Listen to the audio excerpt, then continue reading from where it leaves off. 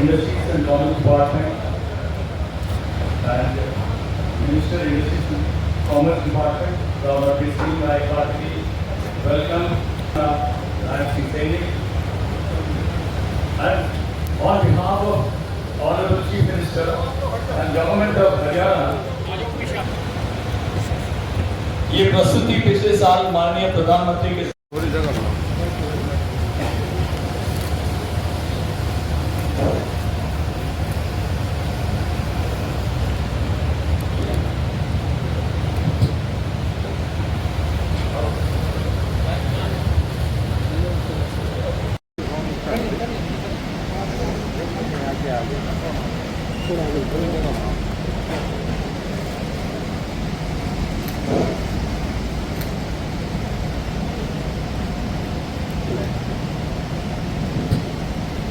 Industries and Commerce Department, Kristin Raipati, Chief Minister of Haryana, and Singh. On behalf of Honorable Chief Minister and Government of Haryana, Vesta Group, Lodha आगे निवेश करें। बिल्कुल, इसके अंदर अगर कोई single party भी आना चाहे, कोई व्यक्ति आकर के कहे कि मैं इसको डवेल कर सकता हूं, तो सिंगल व्यक्ति के लिए भी हमने कहा है और मल्टीपल के लिए भी कहा है।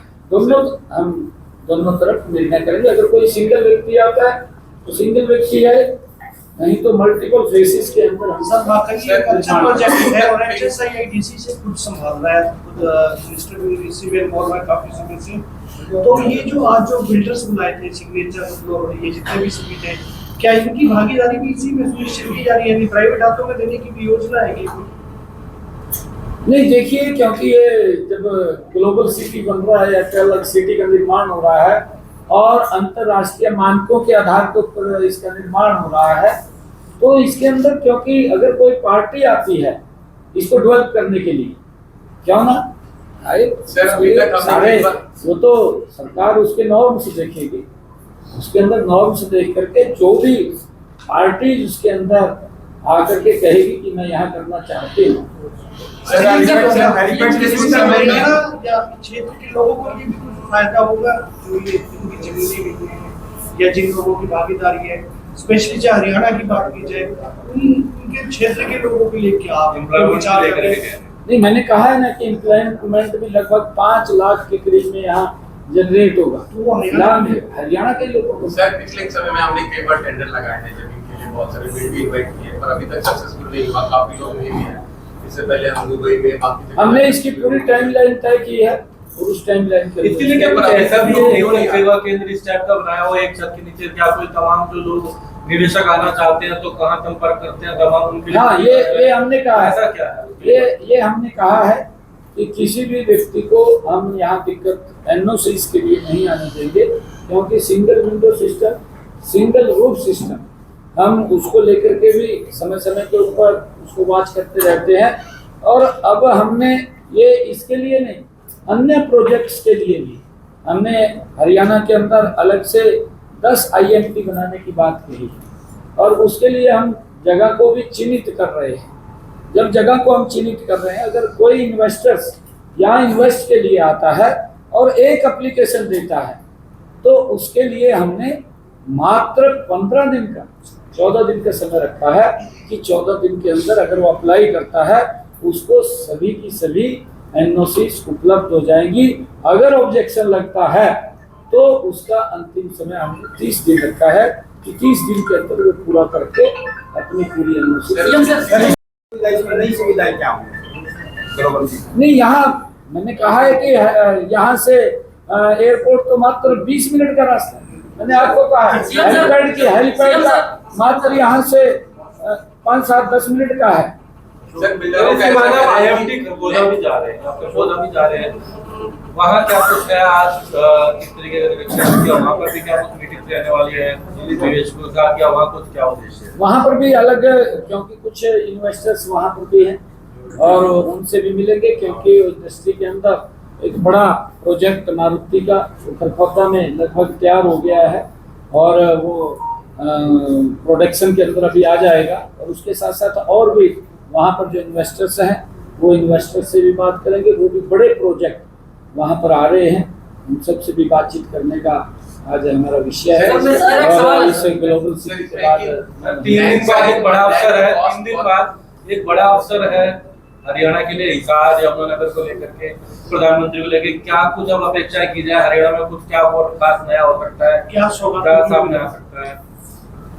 आदरणीय प्रधानमंत्री जी भारत रत्न बाबा साहेब भीमराव अंबेडकर जी की जयंती के अवसर पर 2 बड़ी परियोजनाओं को हरियाणा को समर्पित करने के लिए आ रहे हैं।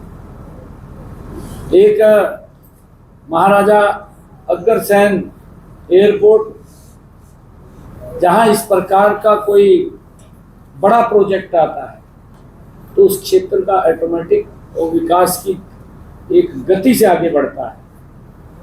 उस क्षेत्र का पूरा विकास होगा, लोगों को सुविधा मिलेगी, वो हरियाणा के लोगों को नहीं, पंजाब के लोगों को भी मिलेगी, राजस्थान के लोगों को भी मिलेगी। बड़ा प्रोजेक्ट वहां से एयरपोर्ट जो महाराजा अग्रसेन है वो पूरे देश के साथ और फिर पूरी दुनिया के साथ जुड़ेगा। और एक बड़ा प्रोजेक्ट यमुनानगर के अंदर जो 800 मेगावाट का सुपर क्रिटिकल थर्मल यूनिट, उसका शिलान्यास करने के लिए आ रहे हैं। और एक हमारा भिवानी में पंडित नेकीराम शर्मा मेडिकल कॉलेज, वो भी बन करके तैयार हो गया है, उसका भी उद्घाटन करेंगे। कई प्रोजेक्ट्स का आदरणीय प्रधानमंत्री जी वो हरियाणा प्रदेश को समर्पित करने वाले हैं। ये सरकार 3 गुना गति से काम कर रही है। इसके आसपास जो जमीन आवंटित हुई है, उन्होंने दुष्यंत चौटाला पूर्व डिप्टी सीएम पे निशाना साधा है कि जिन्होंने जमीनें खरीदी हैं उनकी पहले जांच की जानी चाहिए। अभी चौटाला कहना है कि वो मांग करते हैं पहले जांच बिठाई जाए जिनके नाम उन्होंने विधानसभा में उन्होंने पूर्व डिप्टी सीएम का सीधे तौर से निशाना साधा था। उनका कहना है कि सरकार पहले जांच कराए। किसने कहा है? अभय चौटाला ने कहा है कि पहले जांच कराओ जिन्होंने एयरपोर्ट के पास में जमीनें खरीदी हैं।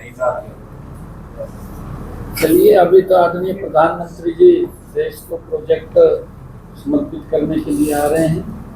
अगर कोई गलत करेगा तो जांच हो जाएगी, ऑटोमेटिक हो जाएगी। कोई ऐसा विषय नहीं, जो गलत करेगा, जो गलत सामने आएगा। नो करप्शन और कुछ भी हो जाए, बहुत फेयर एंड ट्रांसपेरेंट गवर्नमेंट है। लेकिन गुड़गांव में एक तरफ आप डेवलपमेंट की बातें कर रहे हैं, दूसरी तरफ इतना करप्शन, इतने स्कैम्स चल रहे हैं। कहाँ चल रहे हैं बताइए, एमसीजी में इतने बताइए हमें। सर, अभी सरकार भ्रष्टाचार को लेकर के 0 टॉलरेंस पे काम कर रही है। और मैं आपको एक और बात बताता हूँ, आप हमें बताइए, घंटों में कार्रवाई होगी। आप ये नहीं है कि दिनों लग जाएंगे, तुरंत कार्रवाई होगी। वेस्ट स्कैम में 700 करोड़ जा चुके हैं। जिस कंपनी के पास गए उसने कुछ काम उसकी जांच चल रही है, उसकी जांच चल रही है, उसकी जांच चल रही है, लेकिन सर कुछ नहीं जांच चल रही है, तो सारे हो गए ना। उसकी जांच चल रही है। मैंने कहा ना सर, और जो भी दोषी होगा उसके खिलाफ कार्रवाई। सर एक सवाल छोटा सा कि पूरे सर देश भर में स्मार्ट सिटी बनाने की जिस तरह से आप बात कर रहे हैं हरियाणा को भी लेकर के, अब यूपी और दिल्ली के बाद जो सबसे बड़ा एक ट्रैफिक को लेकर जाल जो एनसीआर में देखा जा रहा है ई रिक्शा को लेकर के, सर क्या हरियाणा सरकार भी उस पर काम करने वाली है आने वाले समय में? नहीं, देखिए, ई रिक्शा को लेकर के हमारे ईवी वाहन, हम इसकी तरफ बढ़ रहे हैं और ईवी की तरफ आने वाले समय के अंदर, क्योंकि चाहे ई रिक्शा हो, चाहे हमारी इलेक्ट्रिक बस हो, चाहे इलेक्ट्रिक कारें हो, ताकि ये पोल्यूशन से निजात मिले, कम पोल्यूशन हो, पेट्रोल का भी खर्चा कम हो, और हम इसी को ध्यान में रखते हुए ये बिजनेस। सर कई जगह अवैध तरीके से जो है रिक्शाओं को बैन किया गया है। Thank you.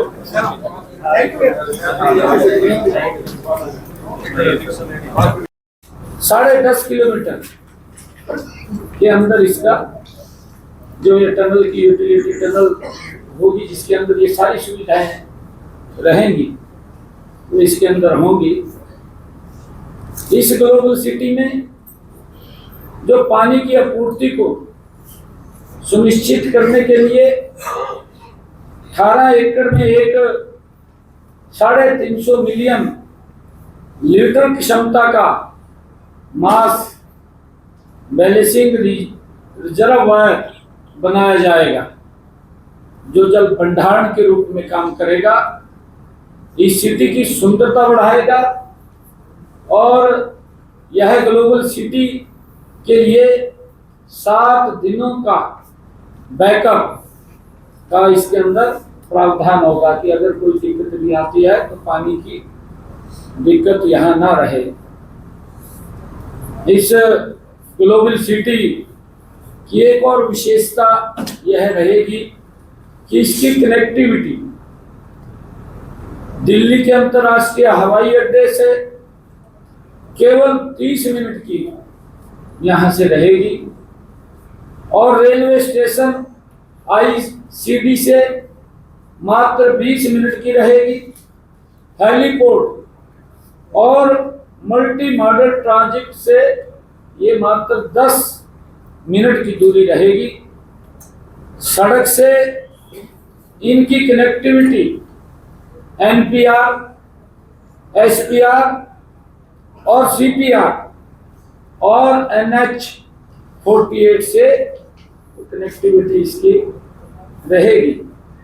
पर्यावरण को भी इस ग्लोबल सिटी में पर्यावरण का भी विशेष ध्यान रखते हुए लगभग 125 एकड़ पर ये ग्रीन जोन ये बनेगा।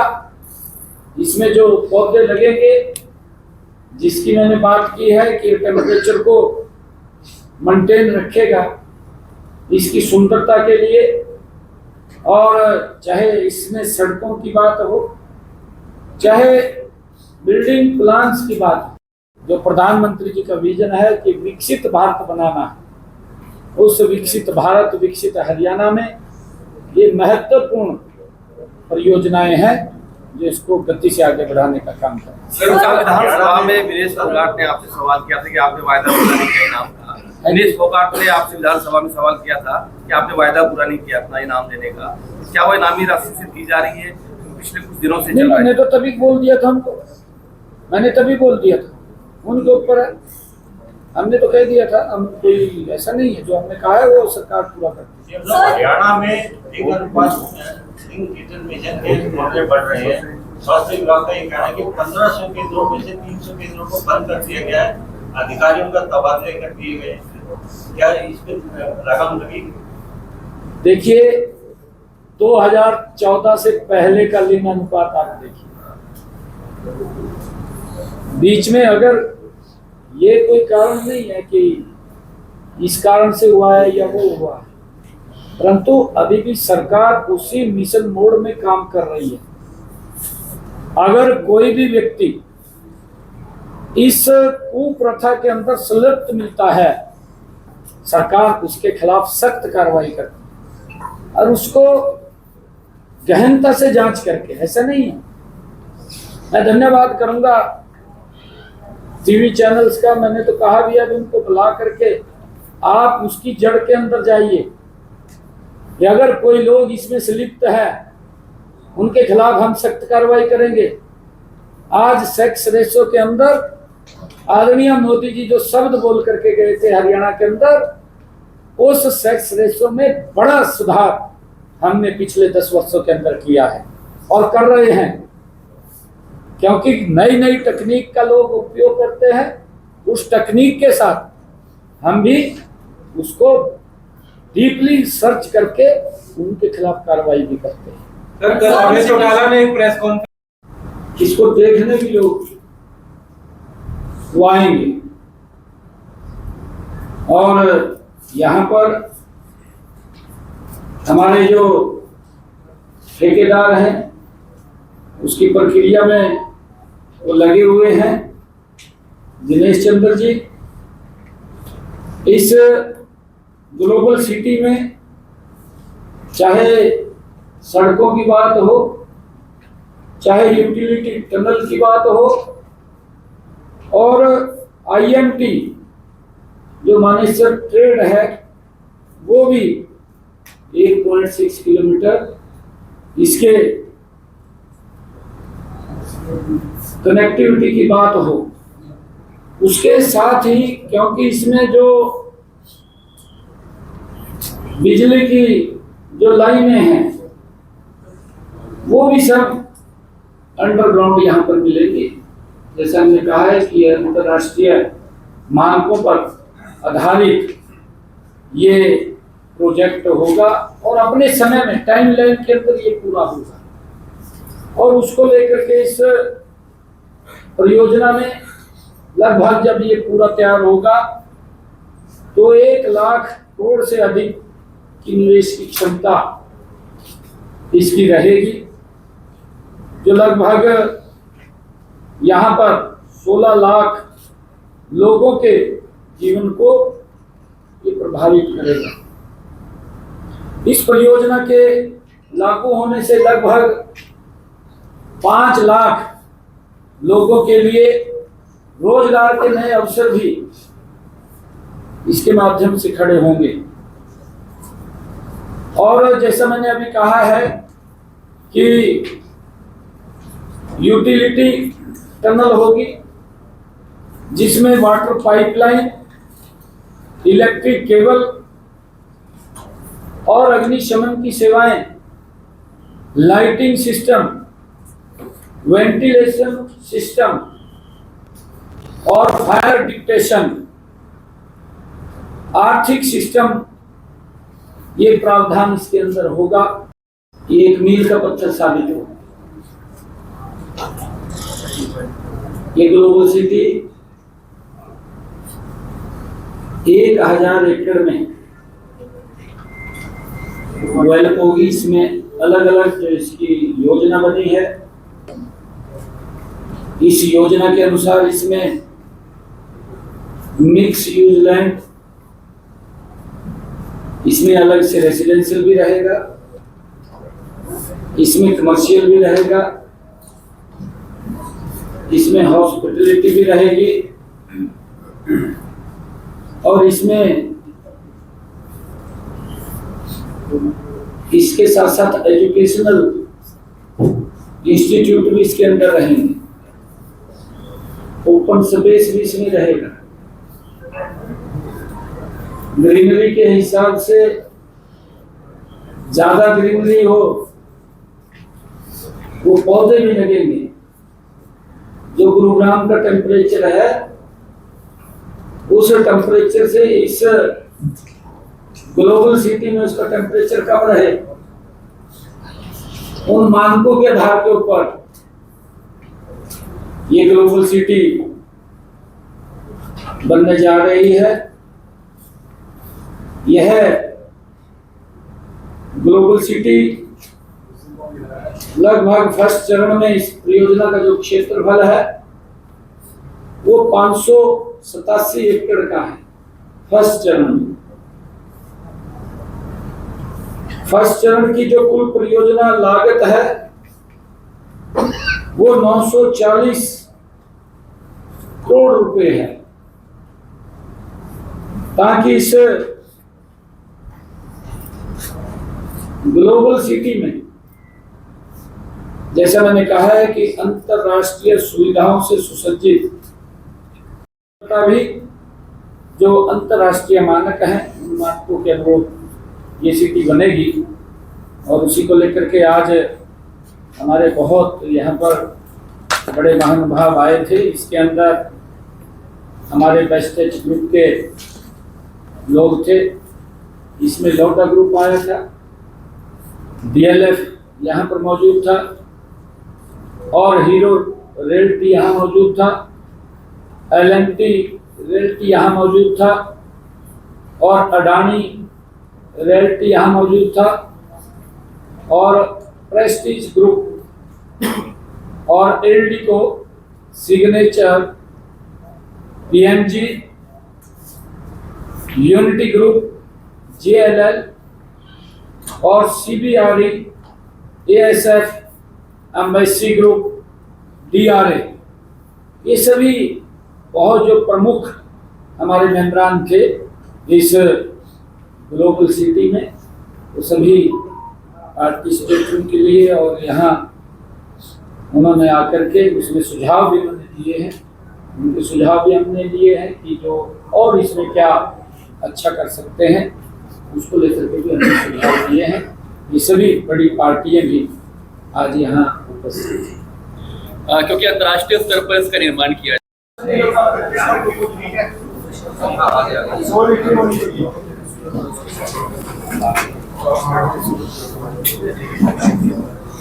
नमस्कार।